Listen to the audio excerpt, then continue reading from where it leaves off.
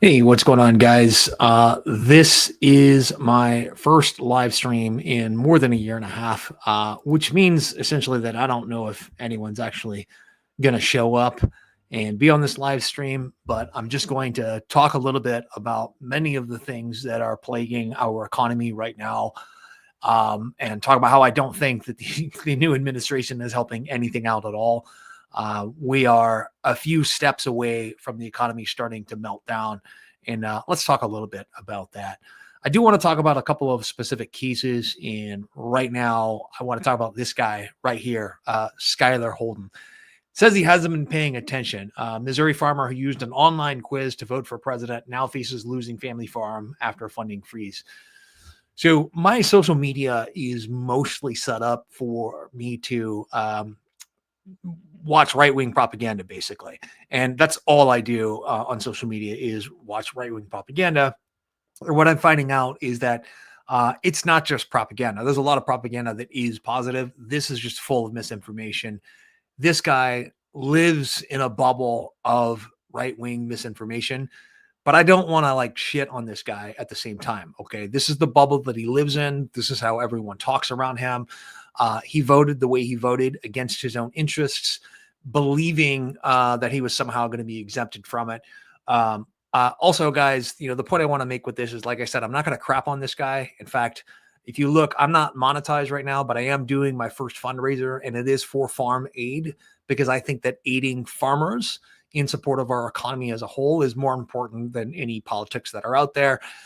Even though, I'm going to disagree with most of what this guy talks about. But look, this guy signed a $240,000 contract with the USDA's Natural Resource Conservation Service to improve water lines, fencing, and wells on his farm for his cattle farm, right?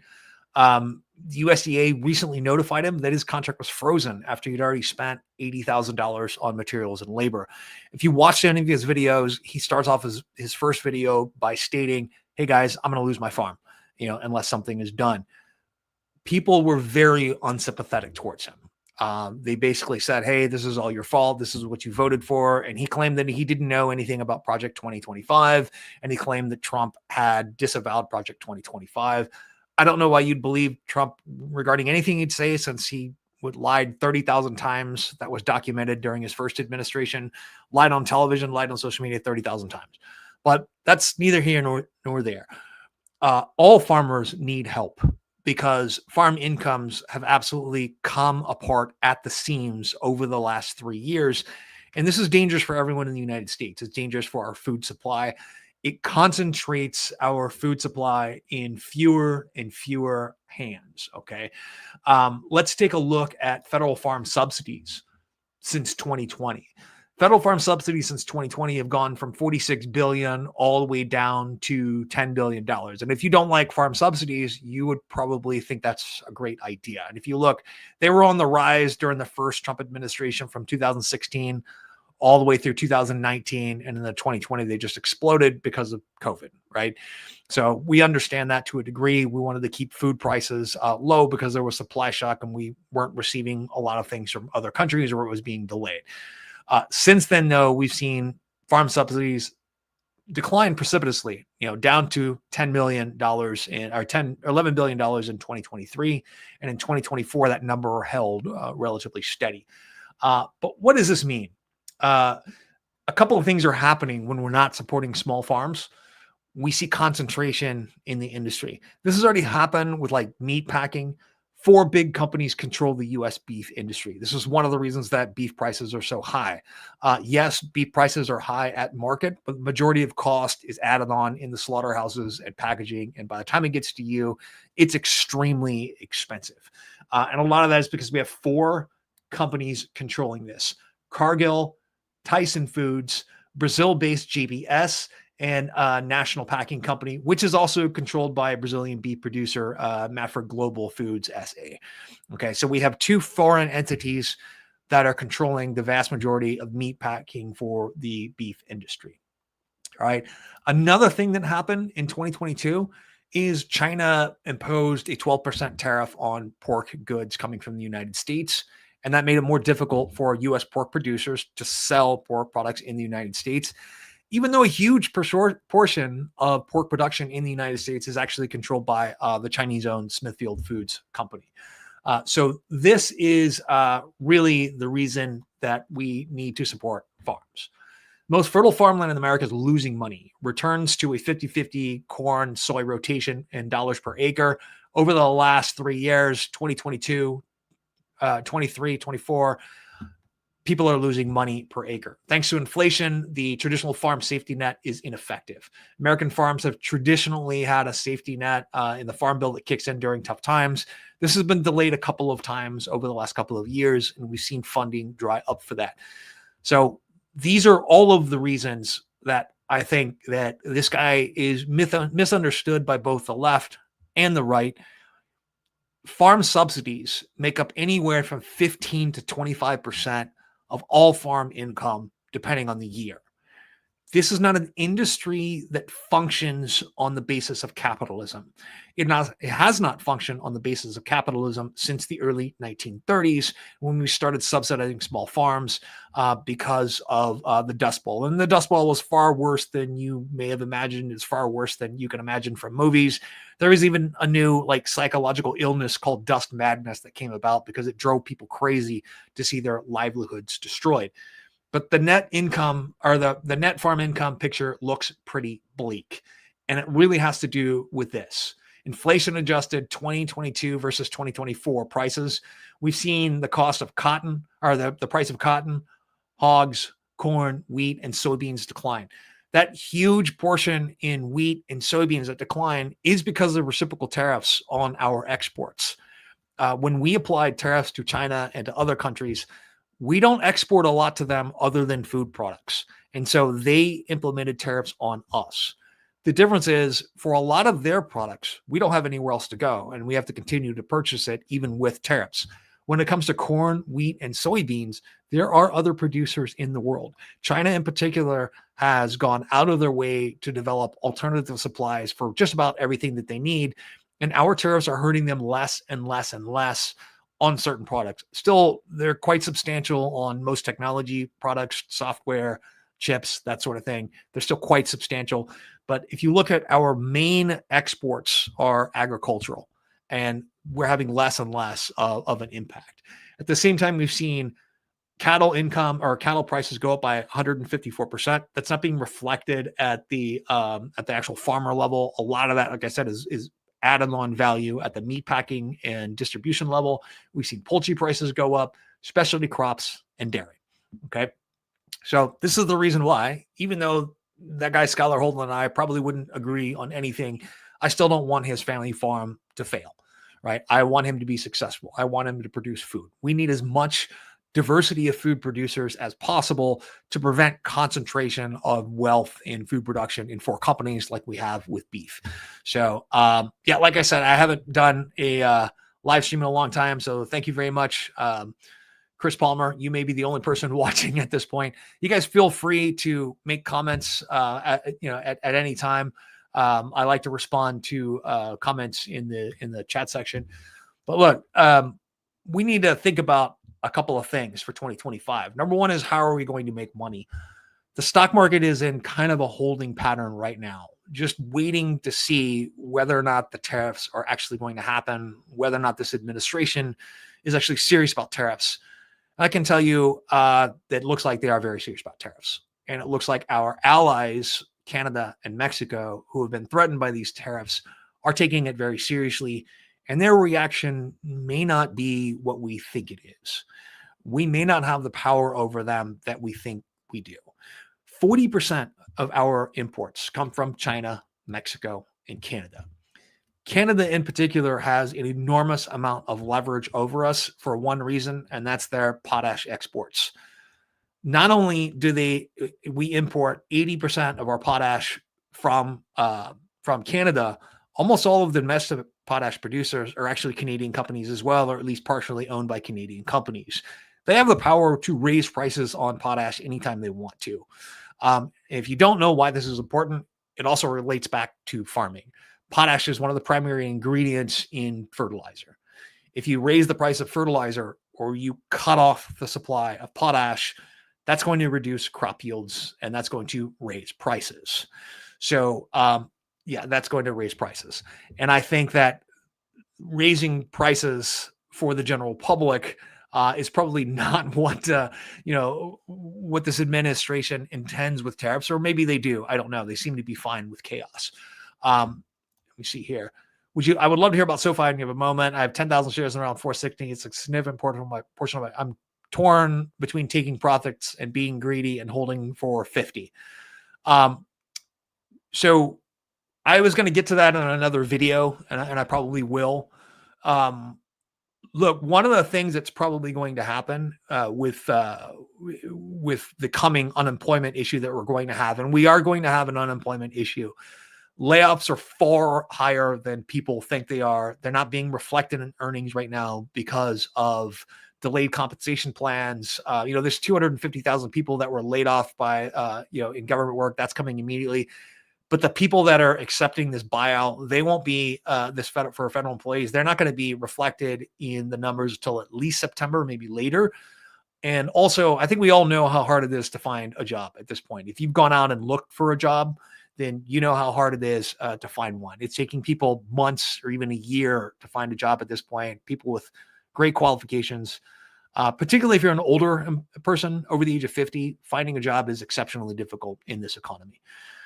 We are going to see a crushing of demand by tariffs.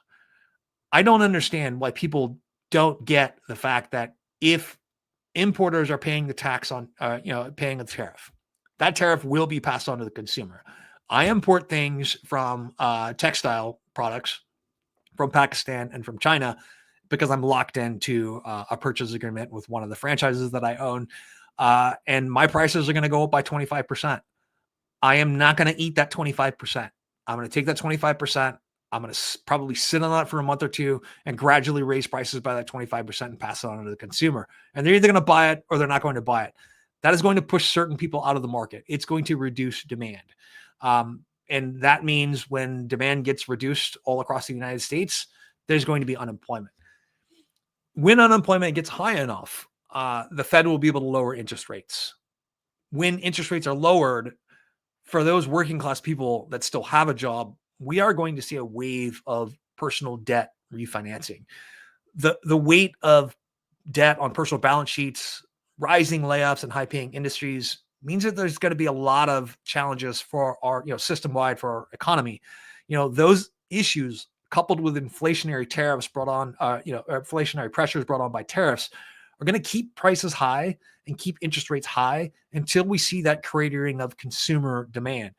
Investments that are tied to consumer discretionary spending are going to struggle when the market begins to realize the impacts of tariffs.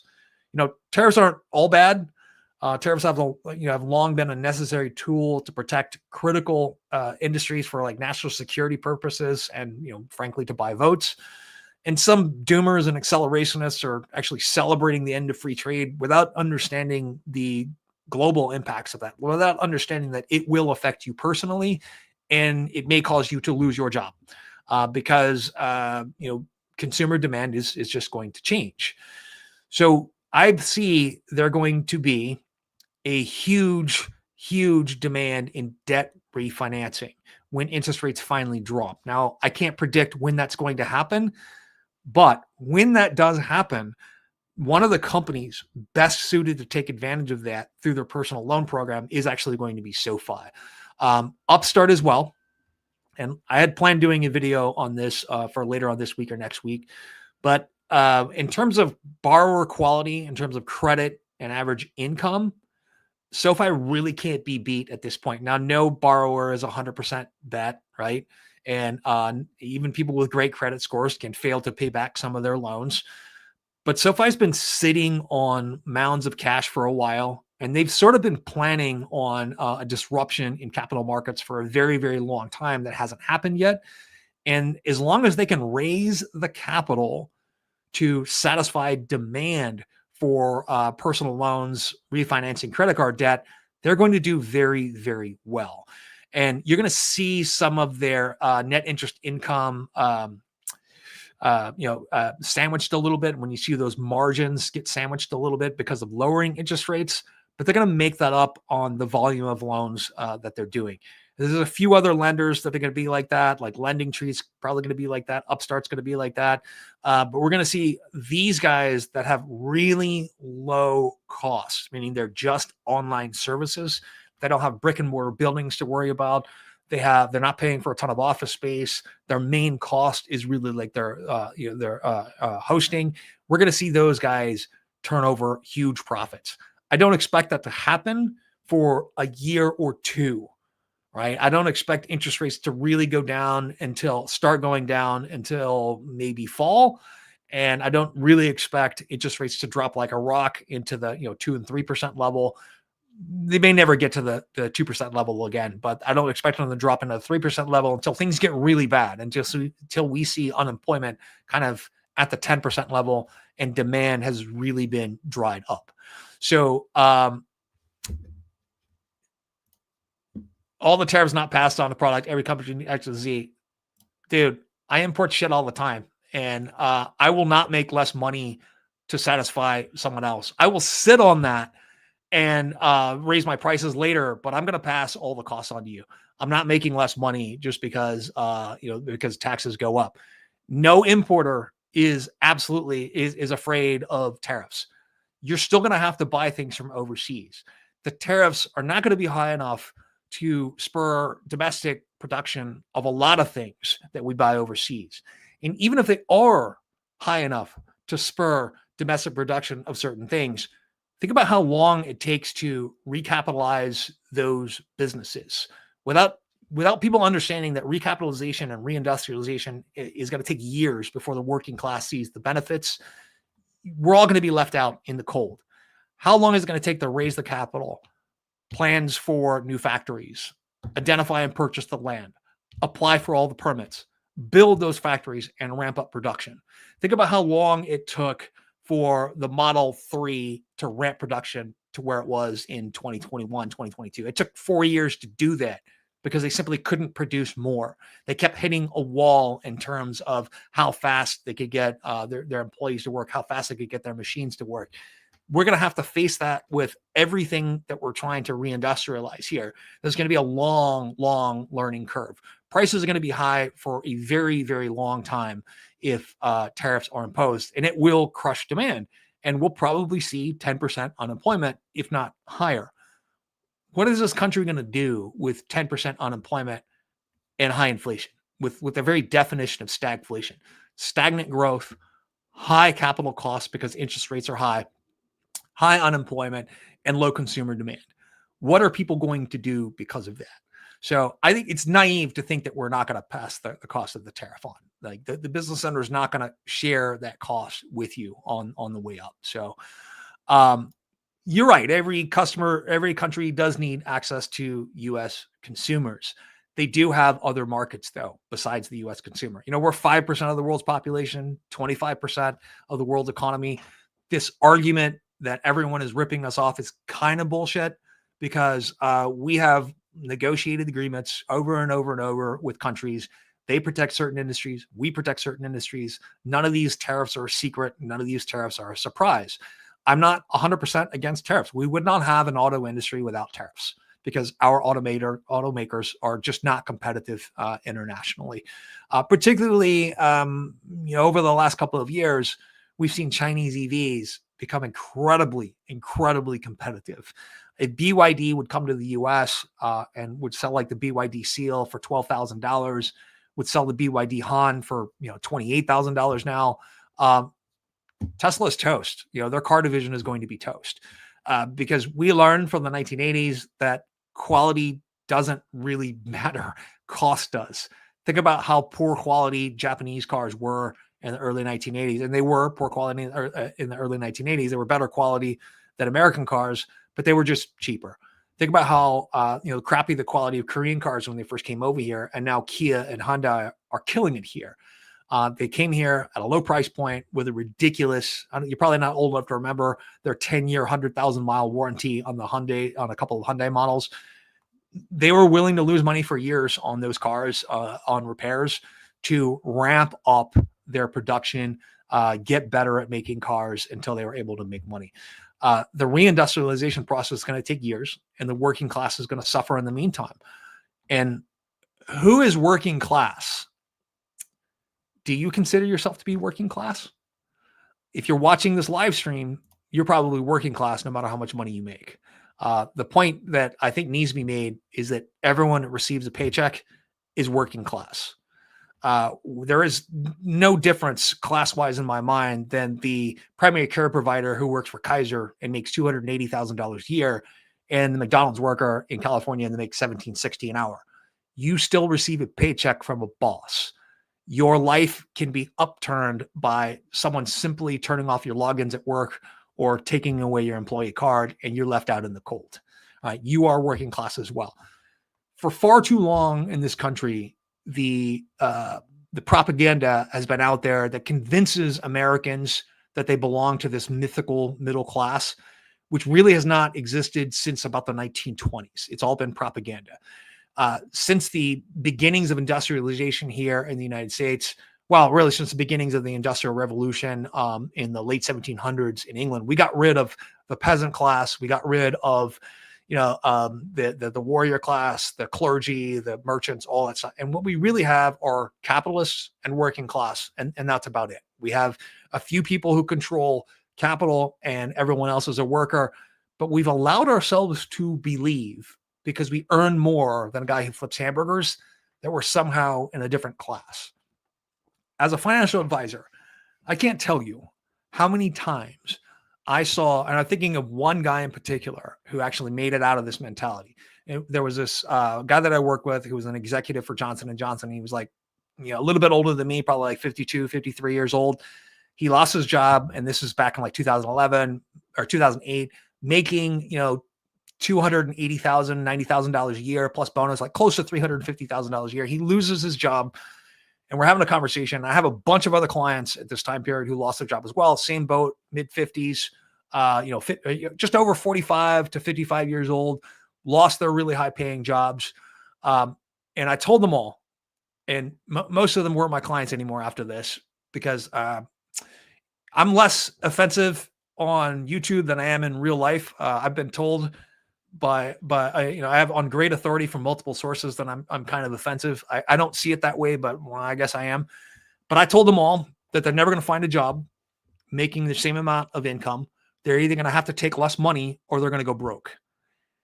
And that happened to all of those guys except one, just one, right? This guy who was an executive at Johnson & Johnson. He applied for jobs for a few months. Didn't hear back from anyone. He's over 50 years old. No one wants to talk to him. No one's hiring sort of middle managers in that space anymore. He did one of the bravest things I've ever seen someone do, who really thought he had everything. He went out and bought a franchise called The Maids, a house cleaning franchise. And the day after that deal was signed, he and his wife were out there cleaning houses. Now, this guy was amazing.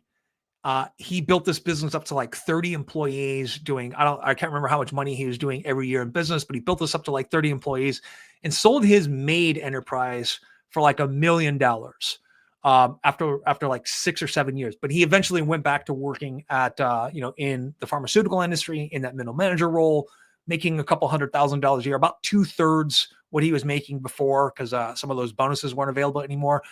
But this is the only guy who said, I am not upper middle class, even though I earn $350,000 a year. I'm working class like everyone else. I got knocked down by a layoff. And if I don't do something now to survive, I'm going to go broke. All of the other 10 or 11 guys that I was a financial advisor for in that time period that I told you will never find a job making that same income again, they all went broke. Every single one of them. They are not my clients anymore. I don't know what they're doing. And half of them, they basically fired me as a financial advisor when I told them that. And that was, I don't consider myself a prophet. I'm just realistic about age discrimination in the workplace and about how cheap it is to replace somebody with someone younger, and how your institutional knowledge really doesn't mean as much as you think it does. That's going to happen over and over and over. So a lot of this Gen X money and late baby boomer money or that people have right now because they had good working conditions, a lot of that is going to evaporate as these people get let go from their jobs and they don't face reality. They don't face reality. A lot of that is happening right now with Americans. We're not facing reality. We are going to be in a higher inflationary environment for a very long time. You need to own assets just to keep up, and you may not be able to make real money above inflation for quite some time. So Chris has been asking, I've been saying, in Noto we trust. Like I said, debt restructuring companies are going to do very, very well because of how they make their money, and even planning for a large number of those loans to go bad. The companies that have the best, the best client quality are going to be the ones that do well, like SoFi and Upstart. I don't worship anyone who runs a company. I've been very complimentary to lots of people, but the reality is we shouldn't worship billionaires. Anthony Noto, though, has made few missteps when it comes to SoFi. He has really done a good job of managing that company. He's also been extremely conservative. Yes, it is a technology company, but he runs it more like a bank. His demeanor is very calm. He comes from that Goldman Sachs background. He just hasn't made a ton of missteps, and I'm kind of happy about that. And I do think that they're well positioned in the future. So a couple of things that are happening right now that we should talk about in the housing market is FHA job cuts threaten to disrupt a major piece of the mortgage market. So FHA loans are anywhere from 10 to 14% of the housing market. Since the 1930s, they've issued like 50 million mortgage. Not issued. They've insured 50 million mortgages. They don't issue mortgages. They insure them. Usually this is done for a first-time home buyer, someone who has questionable credit, someone whose income is right on the line of whether or not they can afford that home. And this allows a lot of first-time home buyers to get into a home. Now, if you've ever approached a home buyer and said, hey, I want to use a FHA loan, you'll know that a lot of times you just get turned away, especially over the last couple of years. But last year, 80% of FHA borrowers were first-time home buyers. Most of this happened in outside of premier markets. So like outside of the Miamis or the Los Angeles or New York, it happened outside of premier markets. And this was the only way for a lot of folks to get into a mortgage because they would not have been able to get mortgage insurance. This is just one more stumbling block for the mortgage industry. Very quickly, because of all these layoffs, we're going to see that inventory is no longer the problem. It's going to be getting the loan. We're going to see lending requirements tighten up in a way that is not because of interest rates, because banks are fearful that you will not be able to pay that loan or that your job is in danger. So you're going to see greater requirements on income verification, greater requirements on assets. I remember when I bought my home, I had to prove that I could make a down payment and still have 6 months of mortgage saved up. And that was in 2014. So that was after, the 2008 crisis. And that's when I bought my home. And honestly, that's because I own my own home. That's the only reason I can live in California. The other place that I own that I rent out, the rent, and I'm under market by a couple $100. And what I get from that place is just unbelievable. So if you're an actual dyed-in-the-wool communist or socialist, I'm the kind of person you absolutely hate.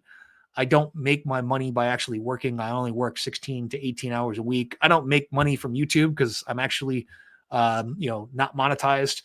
I make my money by owning businesses and hiring very competent people to run them for me, like the very definition of capitalist.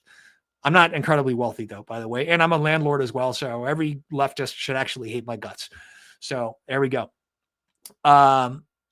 Hal says, just popped on my timeline. Good to see you. Hey, Hal, any questions you have would be great. You guys know that I actually love to answer questions and go off on tangents on those. But I'm talking about things that are going on in the world. Willing to talk about just about anything. Let's talk about this. This is my favorite thing. Fact check. Parody account claimed that Pentagon spent $600 million on sushi. Air Force spent $1,280 per paper coffee cup. And IRS $230K on cinnamon coffee. None of this is true. I remember when I first saw that online, I was like, well, like I said, I only watch right-wing media online. That's pretty much all I watch. And I'm amazed that people believe this. But I went through and said, how much is $600 billion and how much of this is real? And it didn't take me long to trace it back to this account, which is not Elon Musk. I am not Elon parody account. Yeah, there's a guy out there called Older Millennial who's running around screaming into his phone on his TikTok account, claiming that this is true. There's only really two possibilities here. Either he doesn't know that it's true and he's a moron, or he does know that it's true and he's deliberately spreading misinformation, which basically makes him kind of evil. And I'm done being overly nice on the internet at this point. I am done being, not trying to cause any controversy. Like, I'm not naturally a controversial person, but I'm a lot less nice in person than I am online. That guy, I don't know what his name is, but he said he's either an idiot or he's actually doing our country a disservice by spreading misinformation. So will Doge be beneficial for America? No. And let me tell you why it's not going to be beneficial for America. I worked for the government for a while in a contracting capacity, and what I did was mostly financial. I'm well aware of the corruption in the bidding process for government contracts, and well aware of how the Department of Defense spends money, particularly at the end of every fiscal year. If they really wanted to do good and cut fraud, waste, and abuse, it would not have been the USDA that they went after. It would not have been USAID that they would have went after. It would have been the Department of Defense. So just today, Hesgeth, guy who is eminently unqualified. Look, a National Guard 04 11 Bravo is not qualified to be the Department of, the Secretary of Defense. He just isn't. So I'm not gonna. And from what I understand, he's actually a decent guy. Like, I know two people who have known him personally, and they think he's actually a decent guy. I don't think he's a decent guy because he worked at Fox News, but I'm going to trust their opinion on him. Qualifications are what matters, though. The difference between 04, National Guard. Yes, I understand. He did serve active duty as well. He was deployed a couple of times, but that experience level, only being in charge of somewhere between 200 and 400 people, does not prepare you to be in charge of a $1 trillion budget in the Department of Defense. Not only that, we have someone else who's unqualified to be the Director of National Intelligence. Usually, these positions are reserved for people who've either been at executive level, managing companies, 20 to 40,000 employees, or the 010 level, someone who's commanded armies, right? 20 to 40,000 men at a time, who's managed logistics, who understands the business of the military. So no, I don't think that it's really going to be beneficial. It's mostly a smoke show to cover up some of the other things they're doing, mostly with the tax cut. Extending the 2017 tax cuts is an absolute disaster. Absolute disaster for America. It's going to cost us $4.5 trillion of taxes that we should have collected. And let's look at that. If you make over $4.5 million a year, your tax saving is going to be roughly $175,710 per year. If you're making under $75,000, your tax savings is going to be $329. $329. The problem is the majority of households making under $75,000 already don't pay any taxes at all. I'm talking federal income taxes, FICA. They pay payroll taxes. They pay Medicare taxes. Those go into separate buckets, right? The money that we use to operate the federal government to ensure that we're not going into debt and to not have a deficit, that's all FICA, right? Most households, not people, who make under $75,000 a year aren't paying any taxes at all. In fact, if you're making under $62,860 a year, something like that, you have two kids, not only are you not paying any taxes, you're getting free money back from the government in the form of the earned income tax credit. It's not a tax credit because you didn't owe any taxes anyway. It's just free money. By the time you get to $50,000 a year, it's like $4,300, $4,400 that you're getting back in taxes that you never paid to begin with. So No, I don't think it's going to be beneficial to America. I do think that the Department of Defense needs an audit. I do think that fraud, waste, and abuse is rampant in military spending, particularly that end of year military spending when they're coming close to the end of the budget year.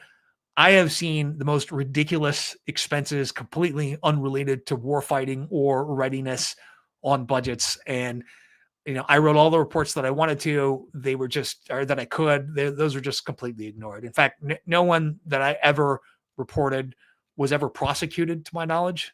Now, a lot of times I was quickly moved on to other projects, but no one that I worked with that, and this was my job, was to find fraud, waste, and abuse and write reports on it using computer data to do that.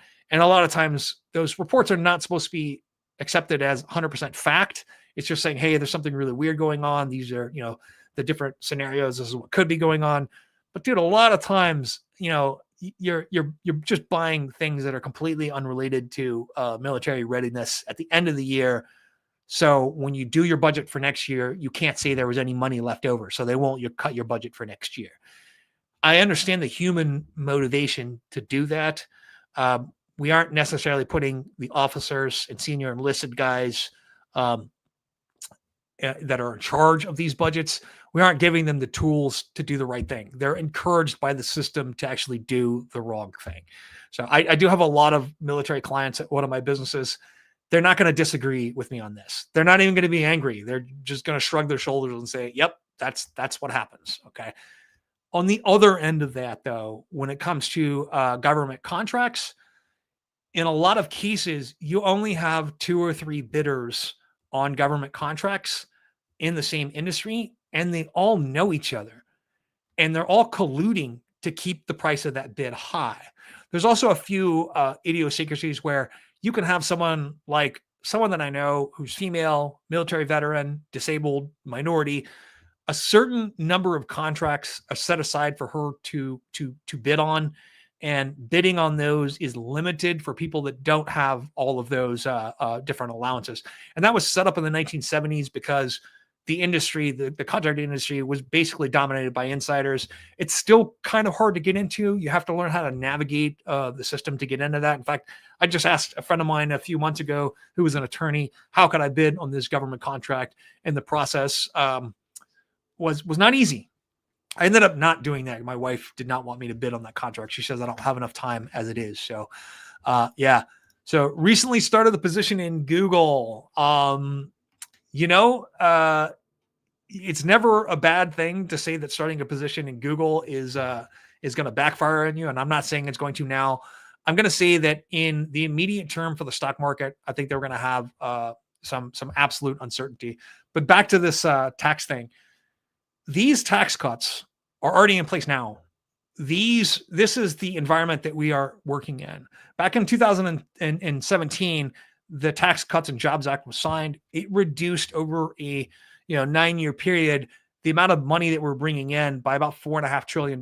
It's set to do that again. So our tax receipts only grew from about 3.9 trillion to 4.4 trillion since 2017. When in reality, they should have grown a lot more.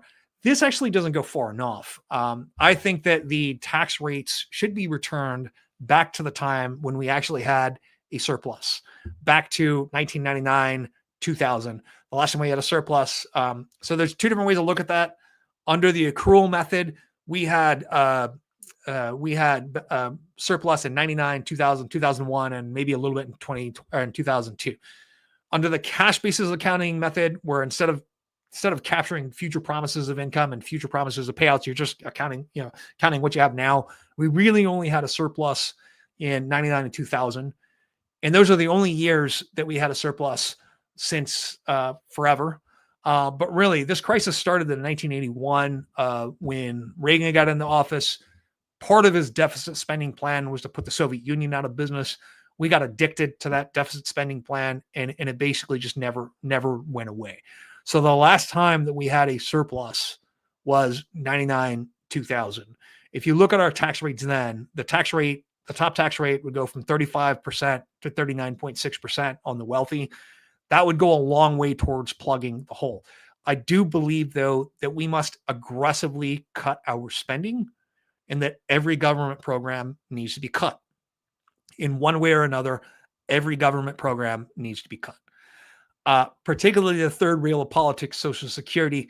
Social Security has to be cut. And I've said this for a long time on my channel. Since 2011, we have minimum 2011, we have known that Social Security would not be able to pay the full benefit by 2031, but we can probably pay 70% of that benefit indefinitely. And mostly that has to do with just math, right? It's just math. When Social Security was designed, you collected at 65, male life expectancy was 61, right? And that's who the majority of workers were back then. Majority of people contributing to Social Security back then, were men. Today, instead of life expectancy for males being 61, it's 78. So the math isn't mathing. And, Gen X is very small compared to baby boomers. Millennial generation, very small compared to baby boomers. There won't be enough workers in the system to support that. So, and a lot of people don't realize when it comes to Social Security, you don't have a Social Security account. You have what's called a primary insurance amount. You're not putting money into Social Security to build up your own benefit. You are paying for the people who are currently on Social Security. Okay. And the people that come after you are the ones who are going to pay for your Social Security benefit. So that's the thing, Chris, is that people who paid into Social Security were actually supporting people who are currently on Social Security. I will be paying for baby boomers. What looks like is most likely going to happen is that benefit is going to be cut back in either one of two ways. Either they're going to reduce the payouts or they're going to increase the full retirement age. I see a scenario where full retirement age is increased to 70. I don't think that's going to be enough to plug the gap. We can raise payroll taxes because our generations are smaller.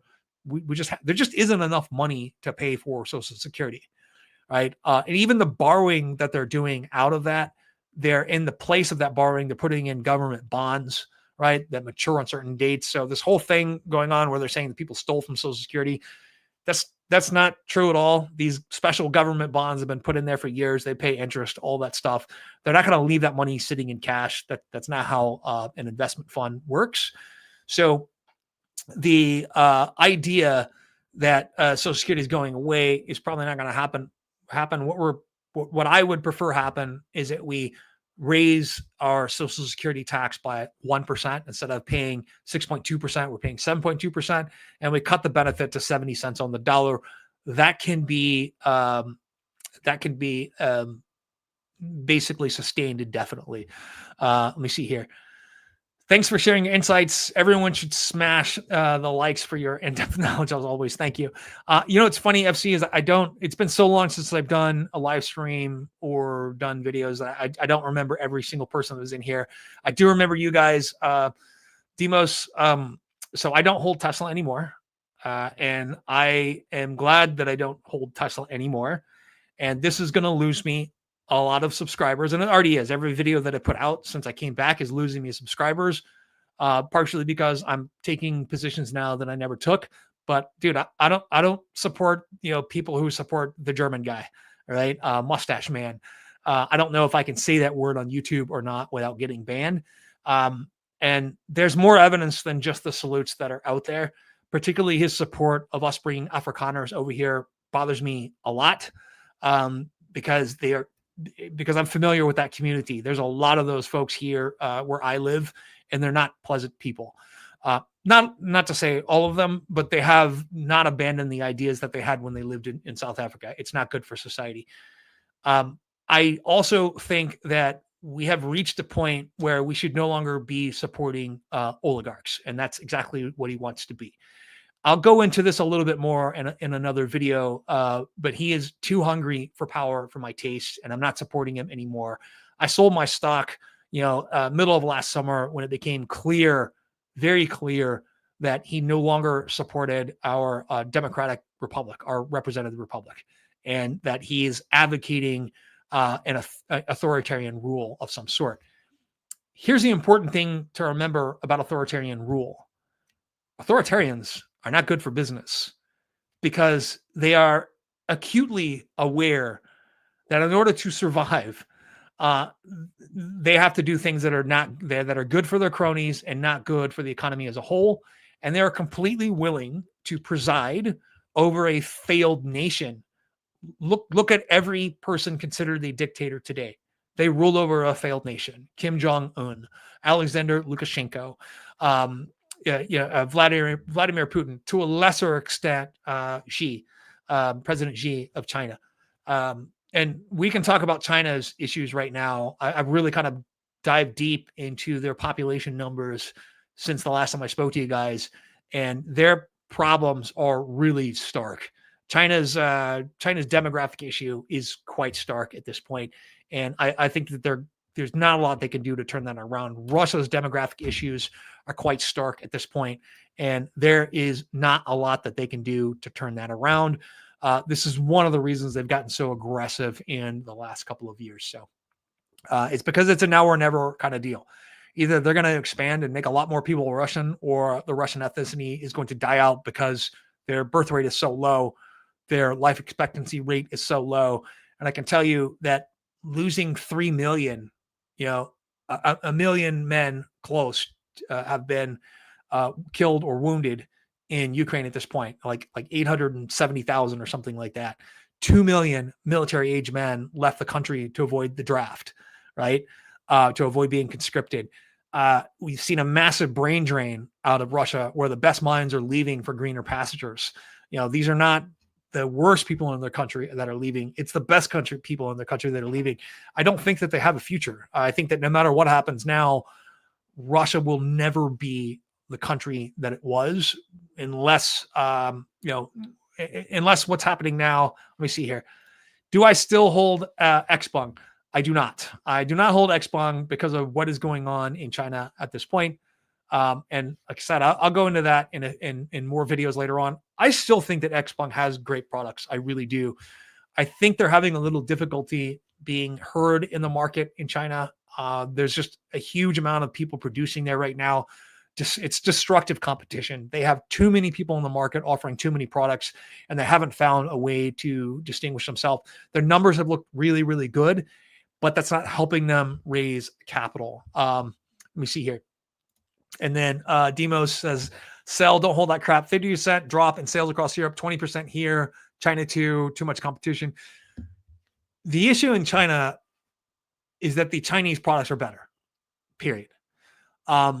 China got to that $25,000 Tesla, which in their market needed to be less than that. They got there faster. They have a much larger market.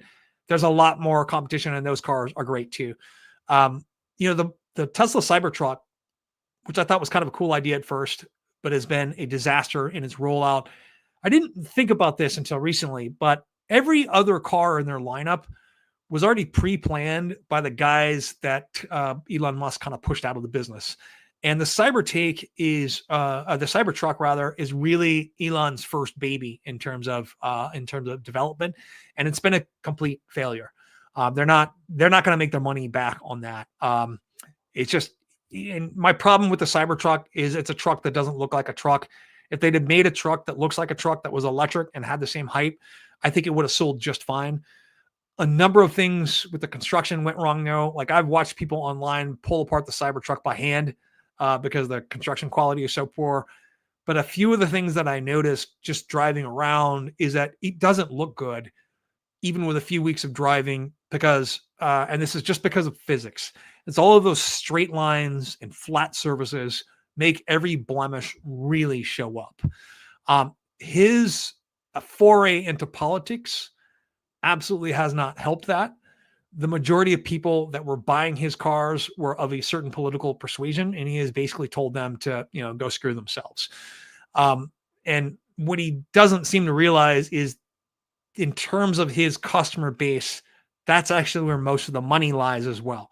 Meaning the people who had the money to purchase those cars are, those are the folks that had the money to buy them.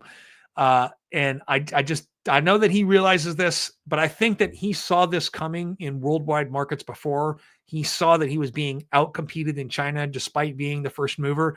But this happens to a lot of companies. They're the first mover in an industry, but they aren't the eventual winner in the long run.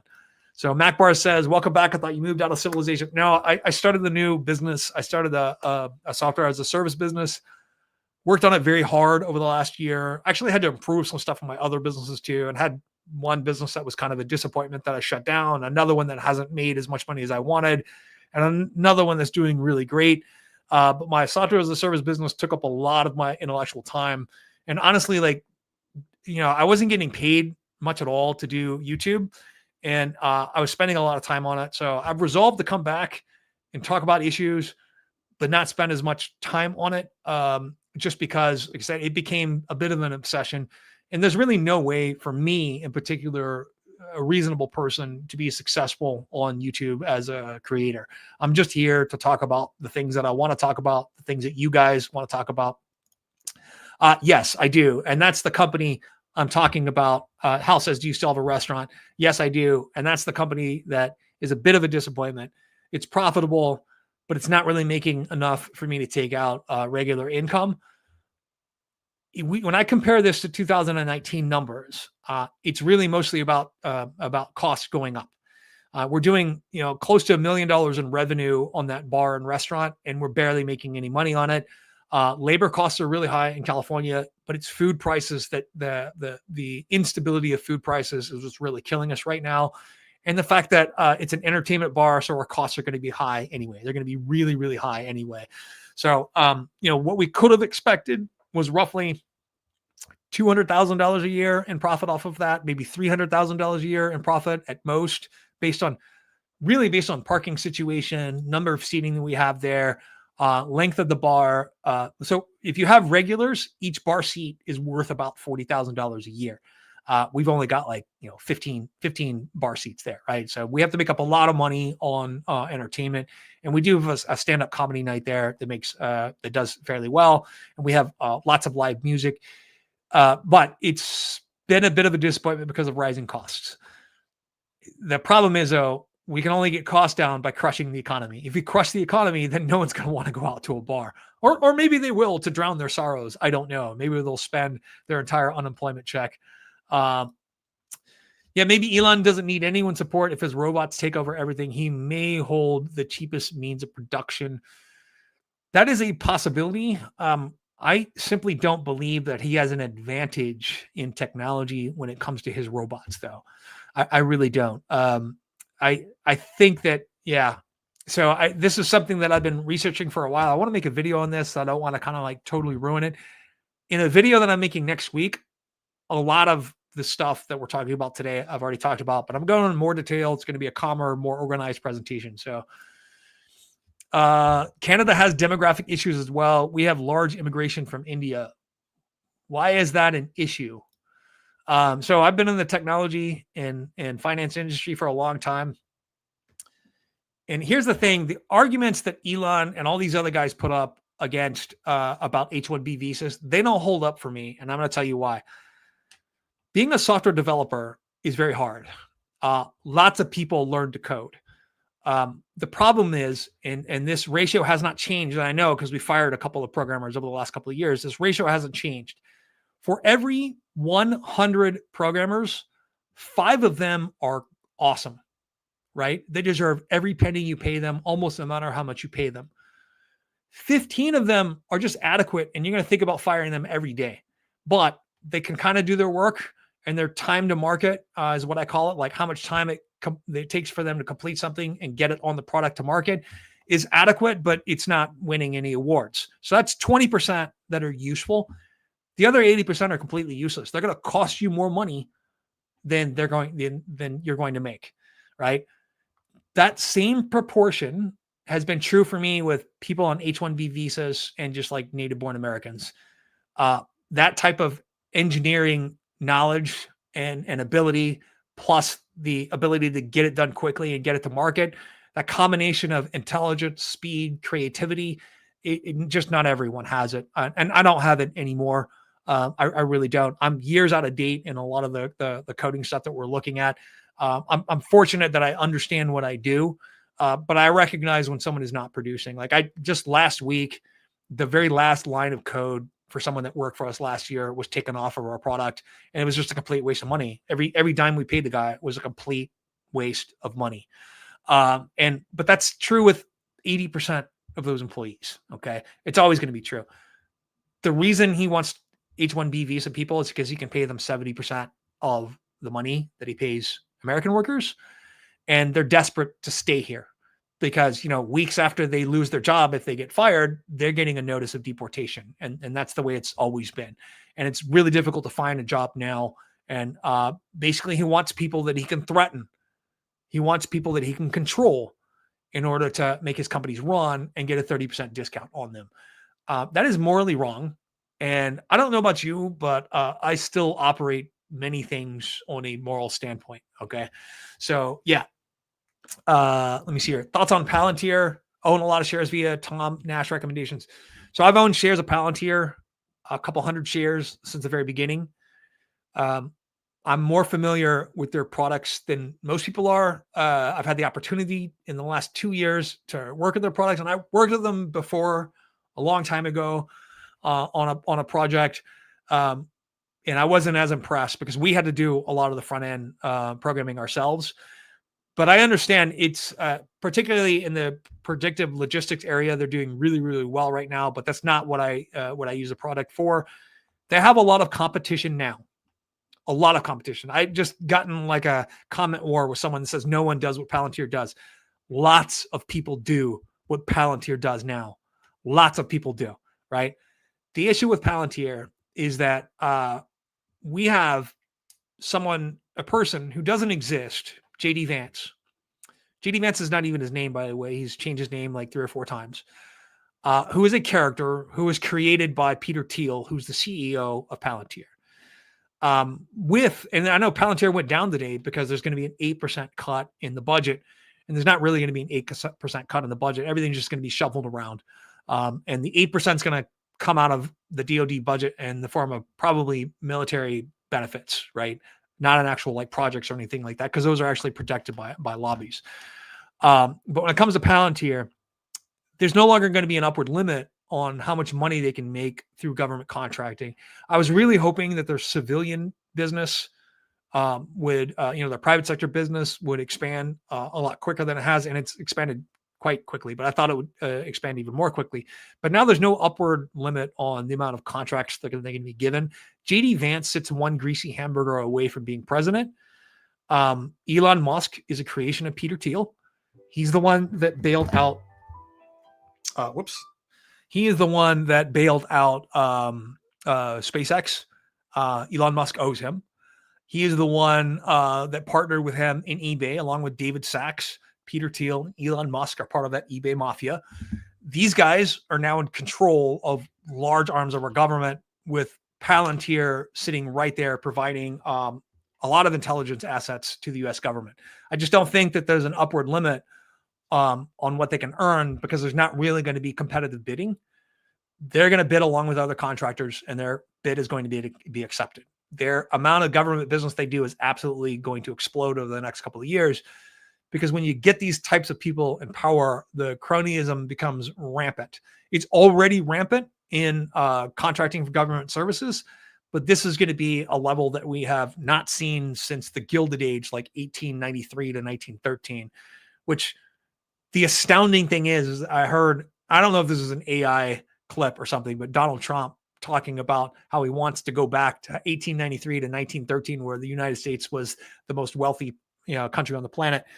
We still are the most wealthy country on the planet. We have 25% of the economy on lockdown, but the Gilded Age was fucking horrible for the average person. He doesn't remember or know about the Panic of 1893, which really lasted to 1898, which was a depression in that time period. This is where we had all of these giant railroad magnates who controlled everything, and the worker had nothing. And really, that process didn't get broken until 1910, 1913. And it wasn't because of the income tax. It was really because of Henry Ford. He started paying his workers well enough to buy his own product, and saw that they were, the best advocates of his own product were somebody who worked there and could buy it.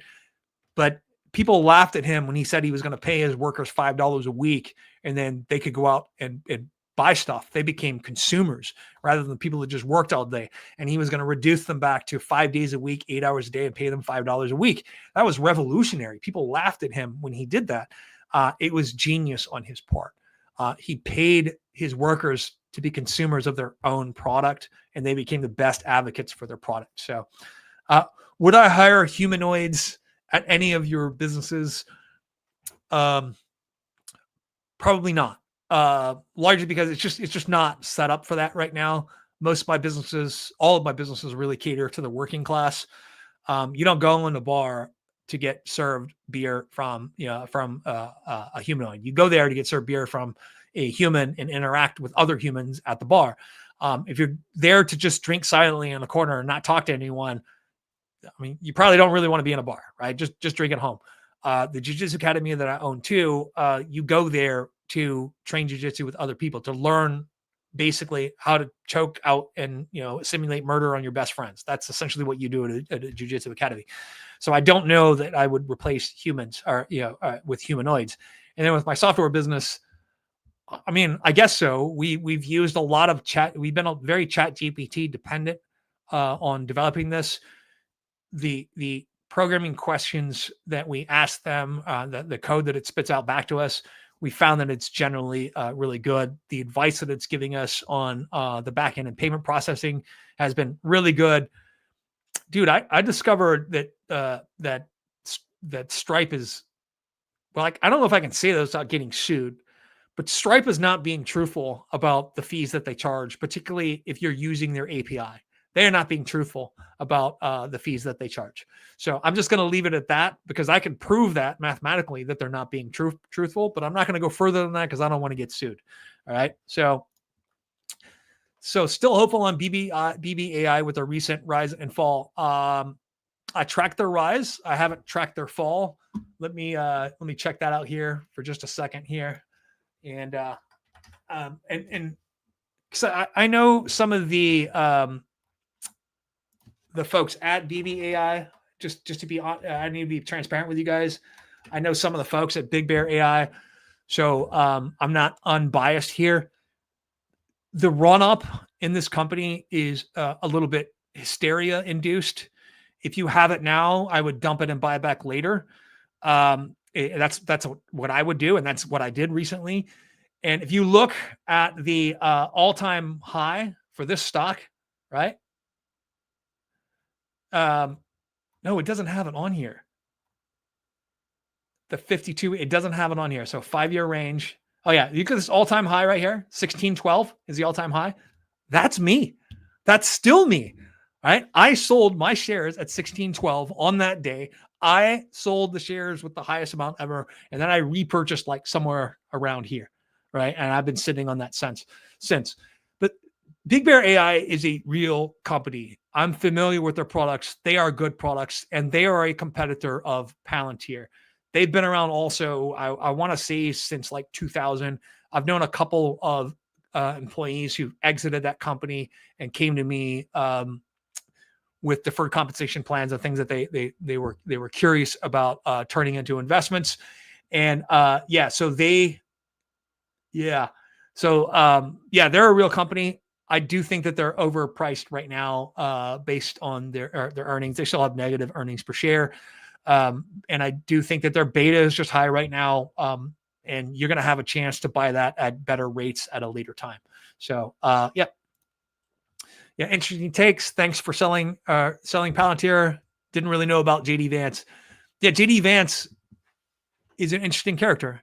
Like I said, he's changed his name 3 or 4 times. He worked for Palantir or for Peter Thiel at a venture capital firm or like an investment management firm for a bit. He's a law student. He has a book. I don't believe that he wrote it. I think that Peter Thiel may have allegedly paid ghostwriters to write that for him. Peter Thiel may have allegedly arranged a movie deal for him and definitely thrust him in the spotlight. He has been a senator for 2 years, and now he's vice president.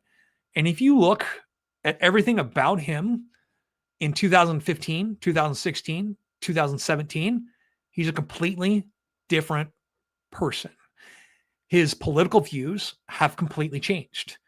I don't believe that's because he saw evidence, saw the light, and changed his mind. I believe that he was never real to begin with, that everything about him is just a character that he is playing, and that he will do anything for more power. Now, most people in politics are like this.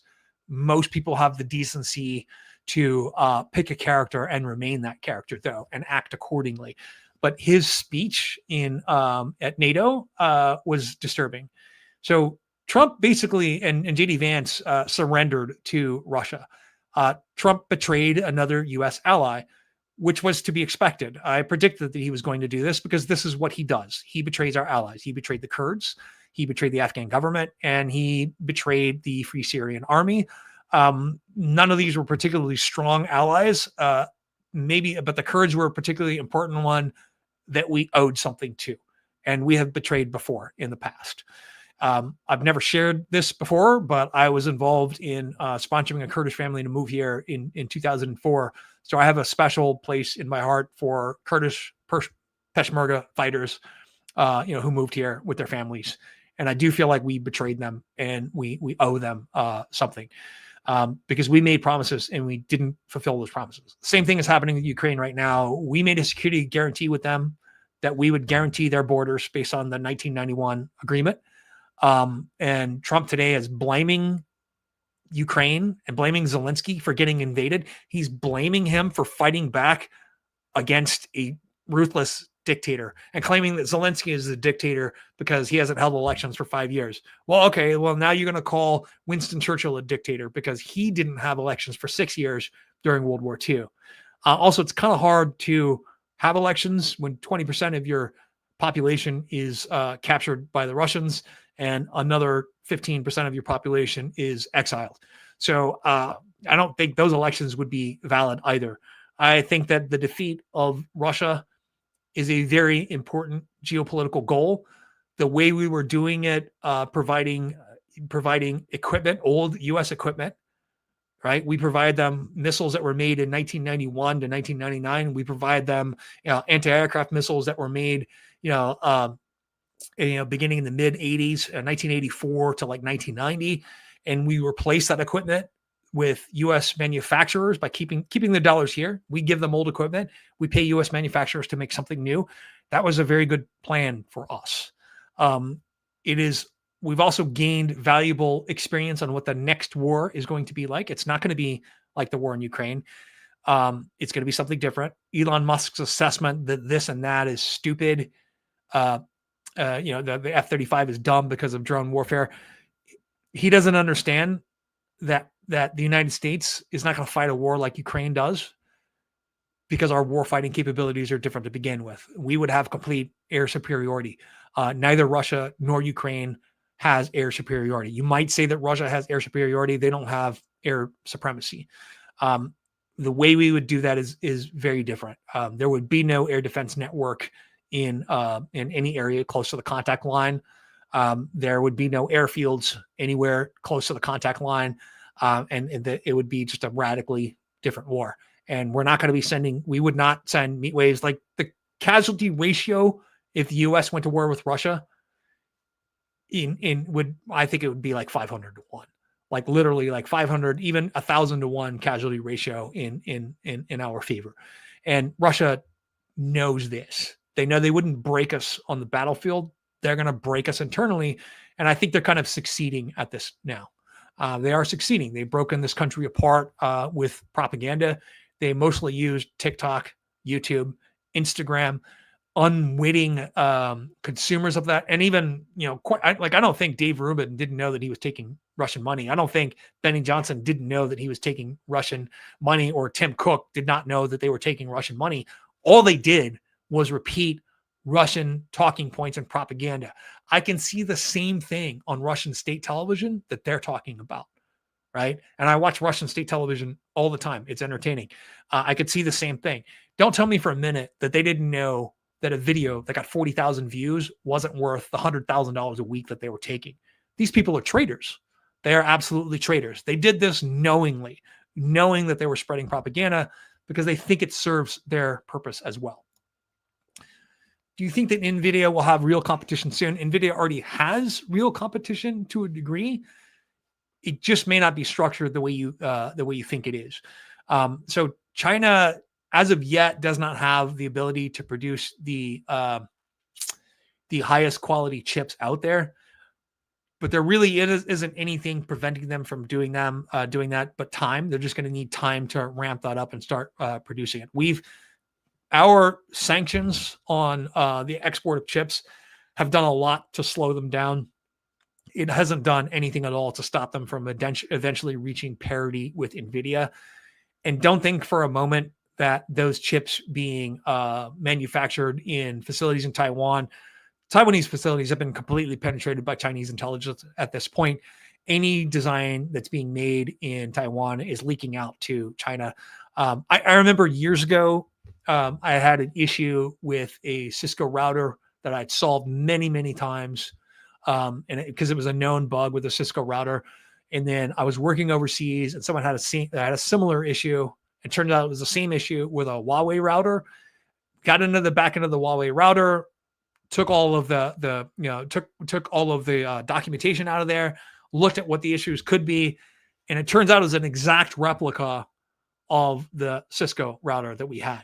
All the internals, all of the programming, all the machine code, everything was an exact replica of the Cisco router that we had. Nothing in it was original at all, down to the bugs that the router had was not original at all. So they're very adept at stealing things and improving on things, and thereby avoiding some of the expense of R&D. But they're not doing R&D themselves. China is spending a lot of money on research and development technology. They're making a lot of strides in lasers, making a lot of strides in energy, making a lot of strides in chips, energy storage technology. They're the leaders in energy storage technologies. Even though they got most of those ideas from us, they've improved on all of those ideas. And if you look at the rate that Chinese scientists are publishing in hard science journals, they're doing a lot, and a lot of that research is still reaching the public. So don't think that they're not competition. They are, but they have a huge demographic issue, and that's that they don't have as many people as they say they do, and they've got a massive amount of old people leaving the workforce, and just not enough young people to do the labor that they need to do. And their productivity level per capita is still stuck at like what America was in the 1950s. So they've got massive like internal issues and may not be able to support this high-tech society for much longer. So Chris Ramos says, I'm a data analytics manager. ChatGPT has changed my life for the better. I would say that it's changed my life for the better as well, even though I'm exceptionally polite to ChatGPT in case it ever does gain sentience. I don't want it to punish me for my impertinence if I ever addressed it impolitely. So I'm very polite to it. I'm kind of kidding, guys. But it's changed my life too. You still have to be careful with hallucinations to a degree. It's wrong on tax issues a lot. So I think AOC will be the next president when the pendulum swings. I hope they don't run AOC because she's a woman. And I'm not saying I wouldn't want a woman president. I'm just saying that Donald Trump has proved one thing. He's really good at beating women. But when he runs against a man, he can't. But AOC's politics are a bit extreme in my case. I do like the fact that she's trying to break the taboo that we have talking about class consciousness. The propaganda against unions and organizing to protect your own rights has been so severe over the last 50 years that even talking about class consciousness has become, something you can't talk about. Like, I'm working class. I'm a not wealthy capitalist. Okay. So I don't make money by working. I make money by owning. But I do a lot of work, but not in the way you guys think I do. I'm not different than the doctor who gets a paycheck, or the McDonald's worker who gets a paycheck, or the secretary who makes $16 an hour that thinks that McDonald's workers shouldn't be making $16 an hour. The reality is, if I can devalue anyone's job, anyone who's working full time, if I can devalue their labor, it means that my labor can be devalued as well. If I devalue their labor, it means that I can't really defend the value of my own labor.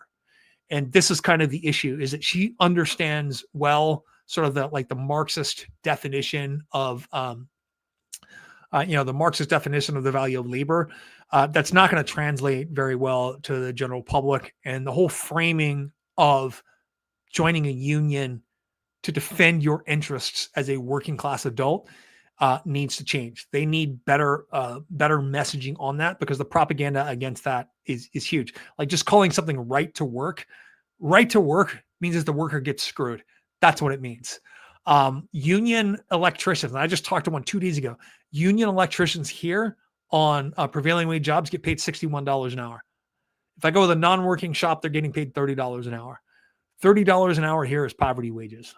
It's poverty wages. You can't support a family on $30 an hour. That's $60,000 a year, maybe $61,000 a year, versus $122,000 a year for a union worker who also has a not so generous pension as well as medical benefits.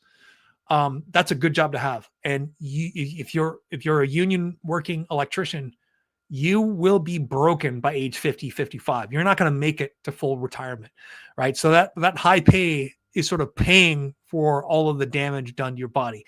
If you're a non-working electrician here and you don't end up starting your own business, I think you're going to be kind of screwed when you hit 50, 55 years old. Your back hurts too much to get underneath, to haul wire through attics. You're in big trouble. So you really describe Peter Thiel as some sort of supervillain. If you are right, then we will never have democracy again, but I'm optimistic they are who they say they are. They are saying that they don't want to have democracy. You got to read this Narvin character. I can't remember his first name, and the idea that he has for a corporate oligarchy ruling the world, where governments are going to go away and we're going to have a corporate oligarchy that rules everything, that owns everything and leases it back to us. That's exactly what they're saying. You're literally, you're kind of going on the wrong track here. I'll send you, I'll post something about this Narvin character at some point.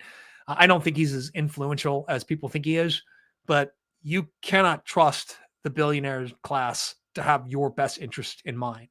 The only thing they want to do is stay billionaires. We have an entire tax system that's set up to benefit the investor class. I pay way less taxes than I should. Way less, completely legally. There's a provision in the 2017 Tax Cuts and Jobs Act that makes 20% of any of the income from any of my pass-through corporations or businesses, pass-through entities, and they're all pass-through entities. 20%, the first 20% off the top is tax-free, all of it. And then I only start paying taxes after that first 20%.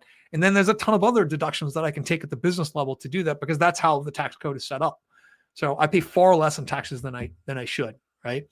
That's also, if you're a W-2 employee and you make more than like $100,000 a year, well, maybe more than $165,000 a year, you're getting hosed, dude. Especially if you were single and you don't have a wife and 2 kids or something, you're just absolutely hosed, dude.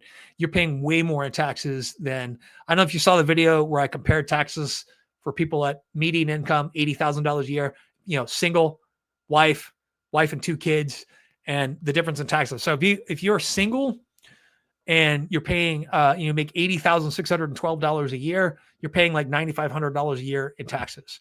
If you have a wife and 2 kids, you're paying $1,705 a year in federal income taxes. That is 2.11% of your income.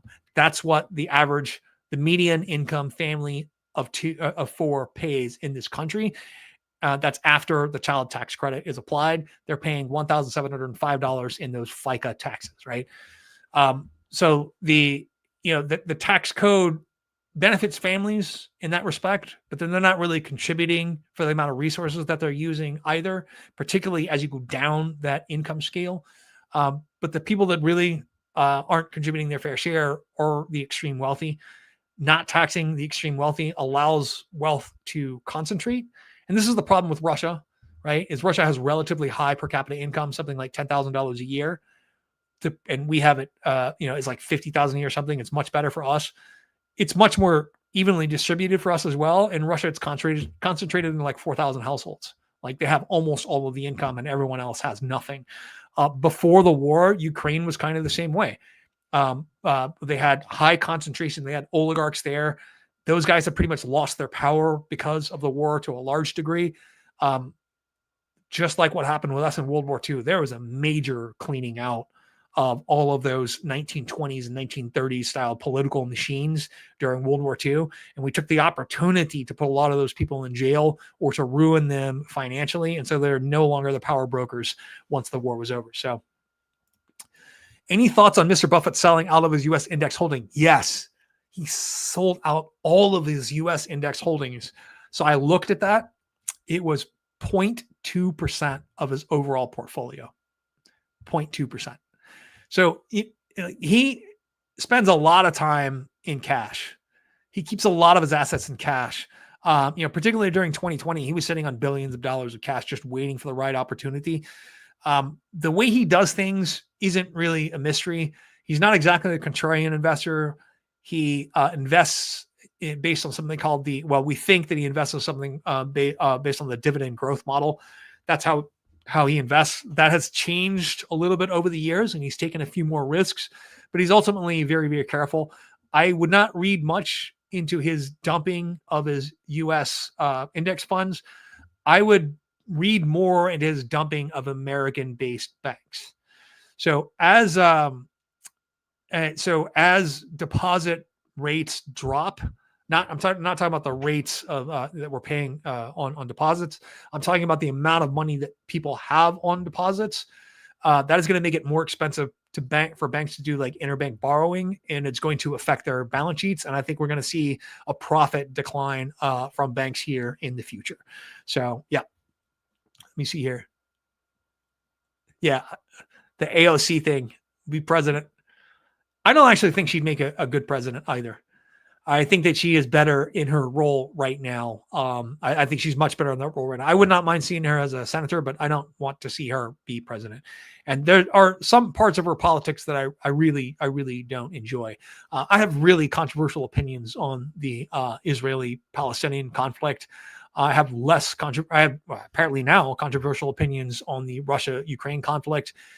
And I think that if we do not allow Russia to be defeated in Ukraine, that it is a guarantee that Taiwan gets invaded. I also think that if we allow Russia to take over Ukraine, because they will, they're not going to abide by any agreement that they sign because they're already in violation of 3 separate agreements with Ukraine right now, right? They've just ignored all of those. And Ukraine didn't do anything to provoke Russia into attacking. And don't give me this talk about NATO expanding. Russia could actually have applied to join NATO. Everyone who joined NATO was afraid that Russia was going to invade them. That's the only reason they joined. And so what did Russia do? They invaded Georgia. They invaded Armenia. They retook Chechnya. They invaded Ukraine twice. Beginning in 2014, there was a lower level war for 8 years, and then reinvading them in 2022. Everyone has good reason to be afraid of the Russian Empire because that's all they are. They are the Russian Empire. So those arguments are never going to work on anyone who actually knows history. There's no reason for Russia to invade. At least up until recently, Russia could have handled their neighbors the way we did, which is to make friends with them. I can't say that over the last month. We're certainly not being nice to our neighbors. But the United States fought several wars with Mexico. And during World War II, we saw them as a giant security risk. And we made every effort to make friends with them and to keep them neutral. And we made every effort in World War I to make friends with them and keep them neutral, even though the Germans were trying to get them involved in the war on their side. We've done the same thing with Canada. Canada is not a security threat by themselves, but as a corridor for another type of invasion from the United States. That was definitely a threat. We made every effort to be friends with them as well and turn them into trading partners, and they've been really good trading partners. 70 up to 70% of the lumber in your house, if you live in a house or an apartment, likely came from Canada. The food that you eat is made from fertilizer, which includes potash, which 80% of it comes from Canada. And here's the bad thing about potash. Let's say we wanted to go an alternate supplier. Who's our alternate suppliers? Russia, Belarus, and China. Russia and Belarus would sell it to us at exorbitant rates. at exorbitant rates, probably even higher than what the Canadians would sell us to. China can't sell it to us because they need all of their potash for their own needs because they don't have good farming land. They have improved their agricultural practices greatly over the last century, but their agricultural practices are always kind of just barely on the edge of collapsing. And look, farming is an inherently risky business. It's not one that in the long run, I believe that capitalism has the answer for because of crop failures, pestilence, crop diseases, bad weather, the high cost, the capital intensity of farming.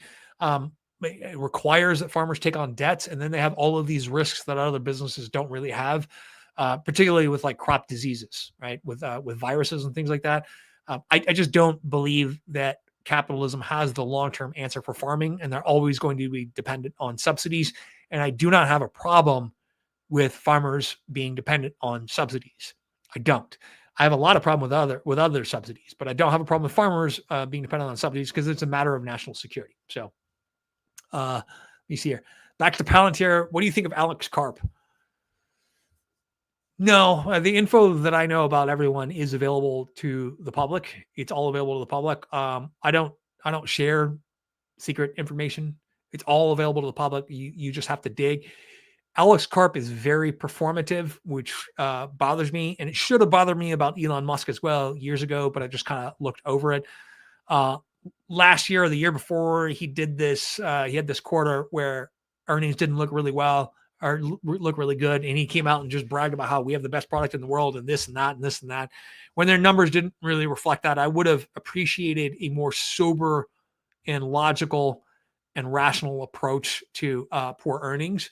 But I will one thing: he is an effective leader for that company. I honestly believe that he really is like pro-Western, democracy. I just don't think that he understands that Peter Thiel is not yet, even though he spends a lot of time with the guy. You're not going to tell me that 3 South African billionaires, David Sachs, Peter Thiel, and Elon Musk, 3 South African billionaires who live here in the United States, who are now in control of large parts of the United States, you cannot convince me that they have our best interest in mind. So, yeah.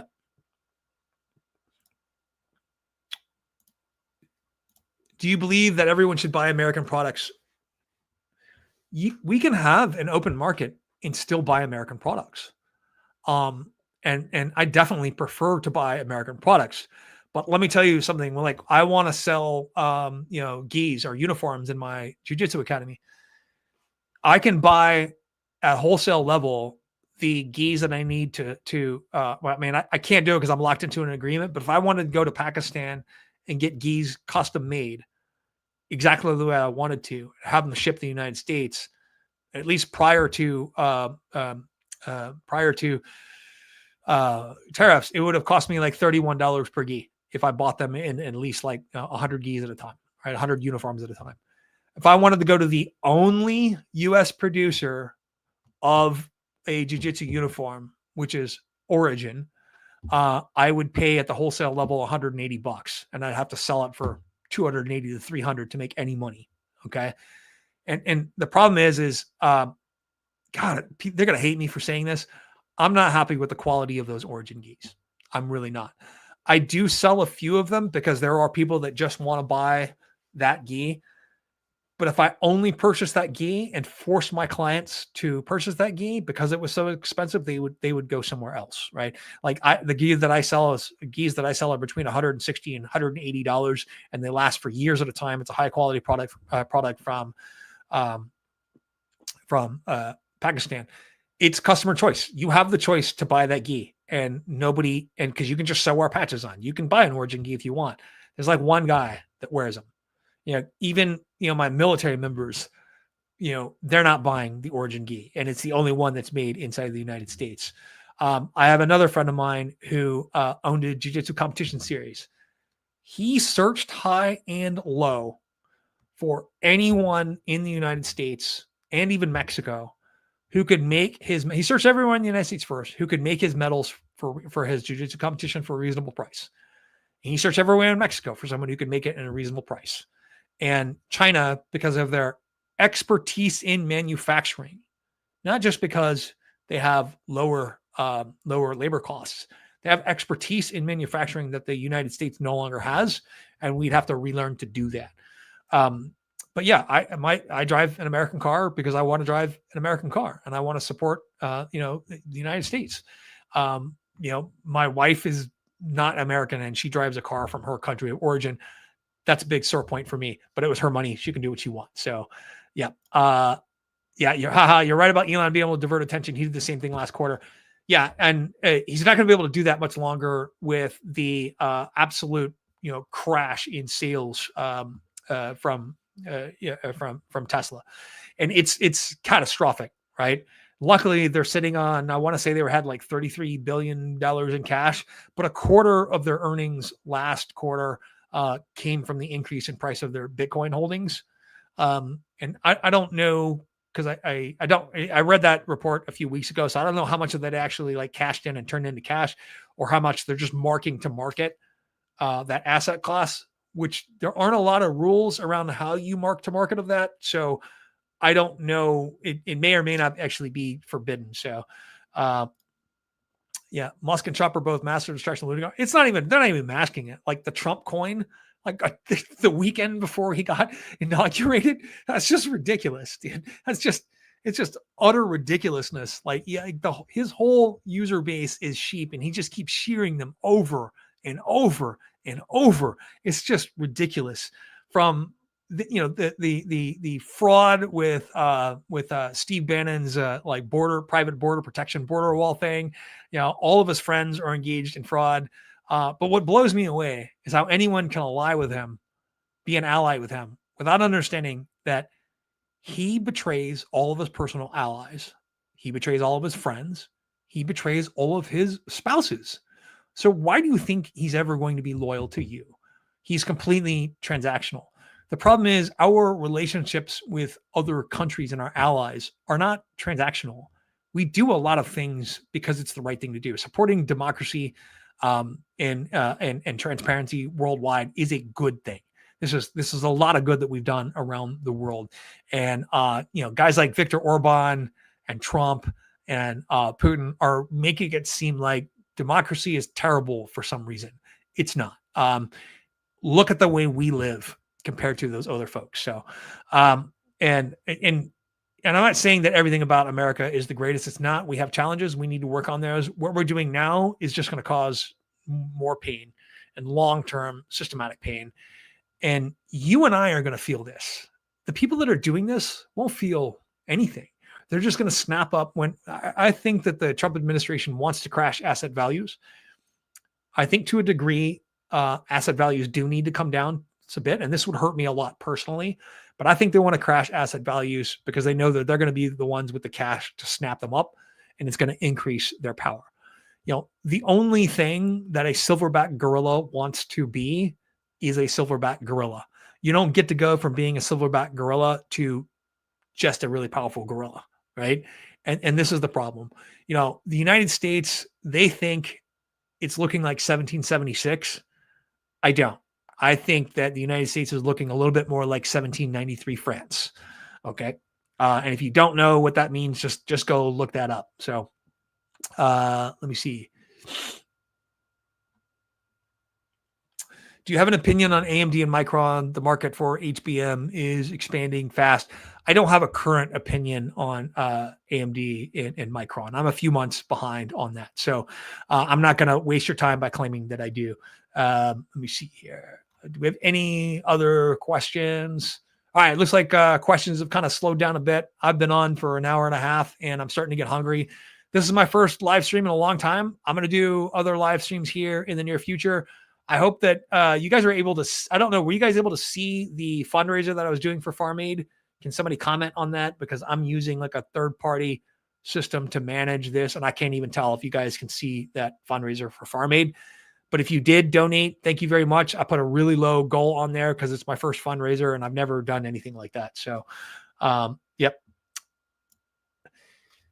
So I am not planning to go dark. I'm going to be talking for a while. This is kind of therapeutic for me. Like I have so many, there's a cost to being intelligent. nobody wants to hear your shit anymore.